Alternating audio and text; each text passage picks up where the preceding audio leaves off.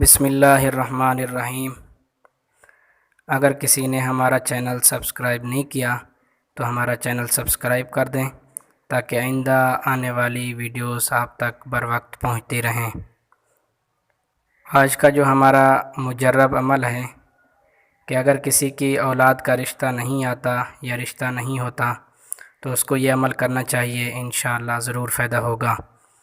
اولاد کا رشتہ، اور یہ آیت پڑھ لیں، وَهُوَ الَّذِي خَلَقَ مِنَ الْمَاءِ بَشَرًا فَجَعَلَهُ نَسَبًا وَصِهْرًا وَكَانَ رَبُّكَ قَدِيرًا۔ کسی کی اولاد کا رشتہ نہ ہوتا ہو تو وہ اس آیت کو 21 دن تک روزانہ 313 مرتبہ پڑھے، انشاءاللہ ضرور کامیابی ہوگی۔